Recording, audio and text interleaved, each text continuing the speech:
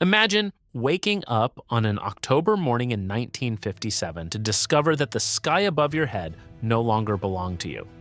For Americans at the time, the news wasn't just a scientific breakthrough, it was a national trauma.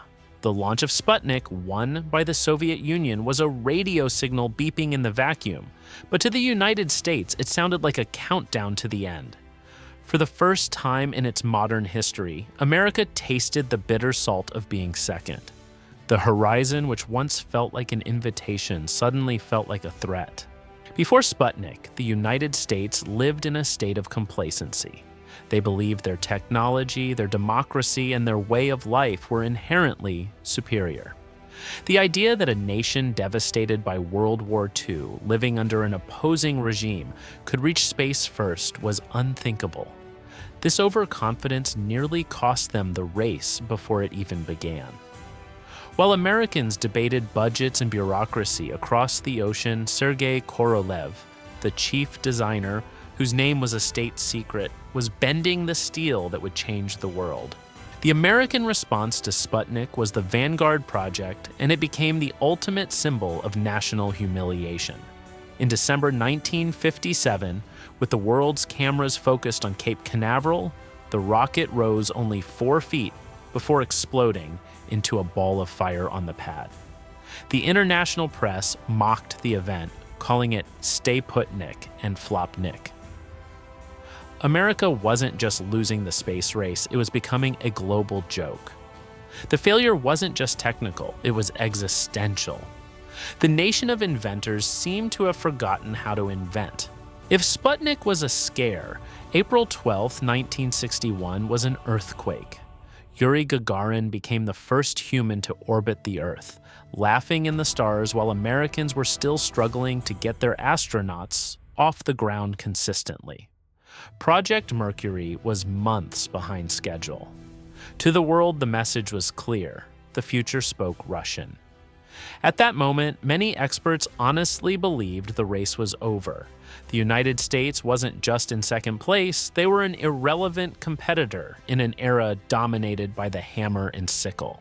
It was against this backdrop of almost certain defeat that John F. Kennedy stood at the podium in 1962. When he said, "We choose to go to the moon not because it is easy, but because it is hard," he wasn't just being poetic. It was an act of calculated desperation. He knew the US could not beat the Soviets in the short term in Earth orbit, so he moved the finish line 240,000 miles away. It was an all-or-nothing bet. To win, America would have to invent technologies that didn't exist and spend sums of money that defied logic. But the path to the moon was paved with tragedies that nearly buried the Apollo program for good. In 1967, during a routine test, a fire in the Apollo 1 capsule killed 3 astronauts in seconds. The country went into mourning, and Congress questioned if it was even worth continuing. The space race was killing what America held most dear, its heroes. That year, it seemed Kennedy's dream would die on the ground, while the Soviets, despite their own secret struggles, continued to look like an unstoppable machine of progress. What the world didn't see was that the Soviet machine was beginning to break from within. The premature death of Sergei Korolev left their program without a central leader, while the Americans, united by grief and fear, created an unprecedented logistical network. The Apollo program became the largest peacetime project in human history. 400,000 people and 20,000 companies worked in absolute silence to ensure that the next flag in the vacuum would be stars and stripes. The race wasn't won by a lone genius, but by an infrastructure that no longer accepted failure. When Neil Armstrong finally stepped onto the lunar dust in 1969, the narrative that the US had always led was written into the books. We forget too quickly that for nearly 10 years, America was the underdog.